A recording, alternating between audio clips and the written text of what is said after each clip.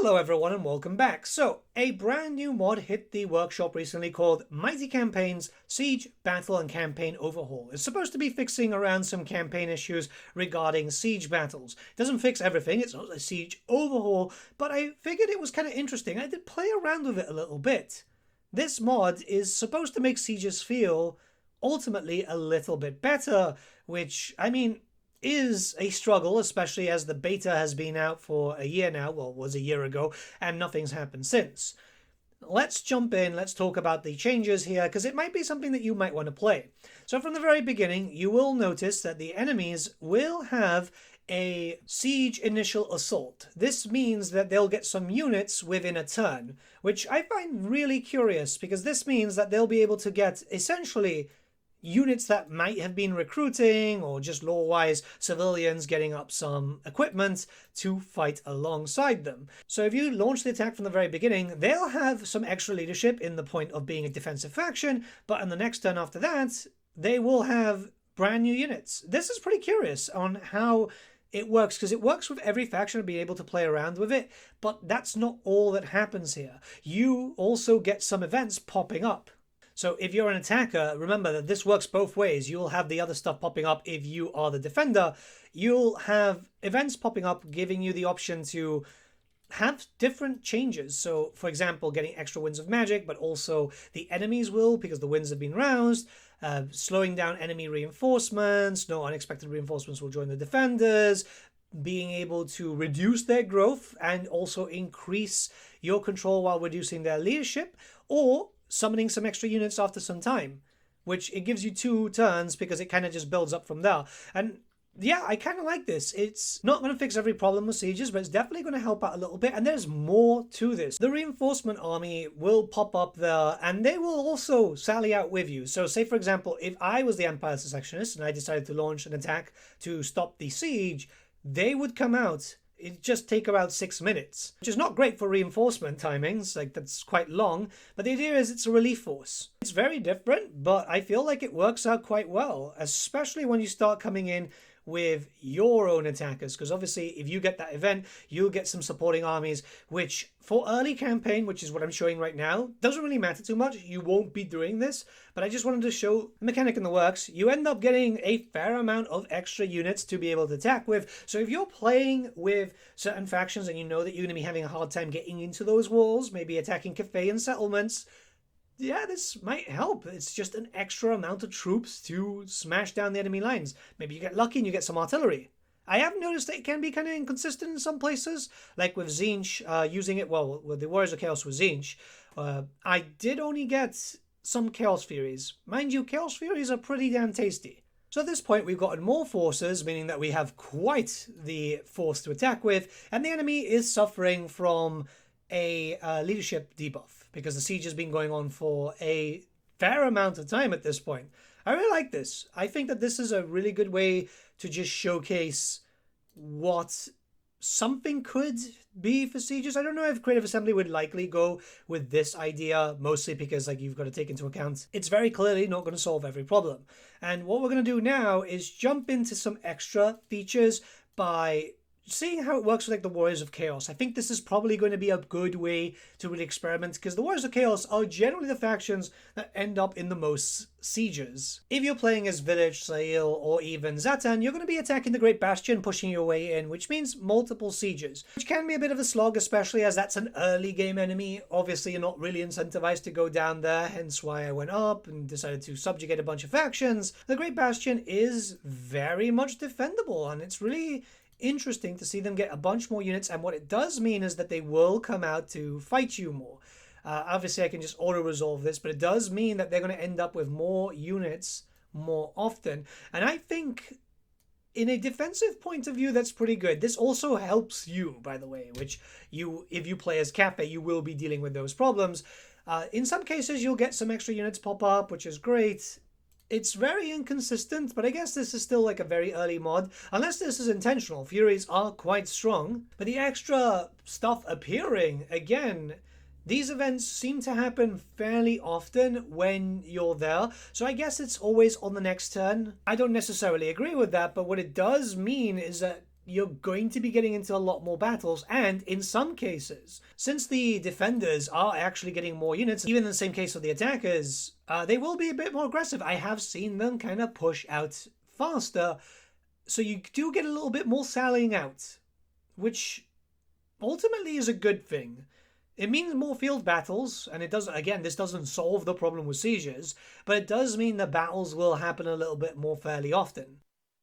What I'm recording was on easy mode, so it's actually kind of curious to see the force actually come out and sally out. They're sallying out here. I tried this out on different difficulties before making a video in some cases, because you never know. The AI gets very strange depending on your easy mode, hard mode, or even sometimes the battle system, but it's good to see them be aggressive, because the AI thinks that they can win, and in some cases they could have, but obviously, you know, spellcasting, especially even with a normal spellcaster Lord of Tzeentch, you've got a lot coming in for you. Sorry if I'm sounding a little frantic, by the way. There's been works happening next door and it's very loud. But they're done, so let's continue. So yeah, no, it's good to see them sally out. Again, I don't really agree with the 6-minute wait time. Like, that army should be there, or it should be drastically reduced, just to give them a little bit of an edge, because if not, you're going to be able to kill them off. And this is the same thing if you're defending. You're going to have to wait 6 minutes, which can be a very heavy negative in some regard.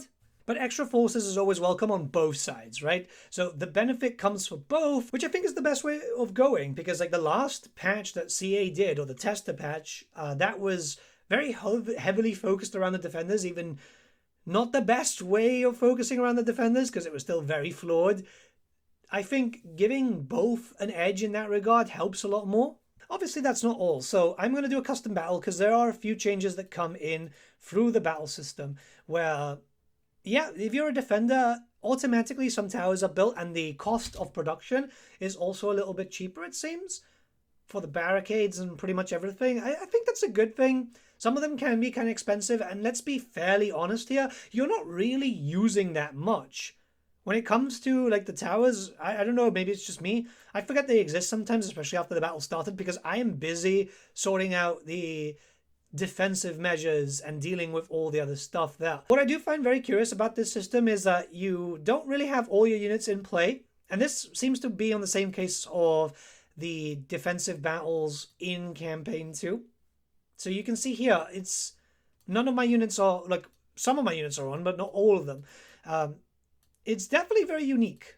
I think it's going to provide different style of play. Units come in after the battle started. They'll slowly start to trickle in. I don't necessarily agree with that for defensive measures. And this is something that happens in campaign 2 from what I've been able to see. Because if there's been a siege, your units are getting ready. This kind of favors the attacker a bit too much, I think. But obviously with mods like this, providing feedback is probably the best way of going, right? I mean, you do have the help that most of these towers are up and running, so you can just upgrade them before the battle starts and do a bit more damage, but it does depend on the map. The map that I'm using here is awful. Keep that in mind. This is a vanilla map, and it is one of the worst in-game because it's not very defendable. It's got way too many, like, dead spots, so you don't really have any towers helping you deal against the enemy. I did notice some people talking about the fact that towers are better in doing damage, but there's not enough tower spots here, and there's a lot of blank spots too. And the reason why I keep showing this map is just to keep hoping that one day Creative Assembly will fix it up. Because, oh my god, awful.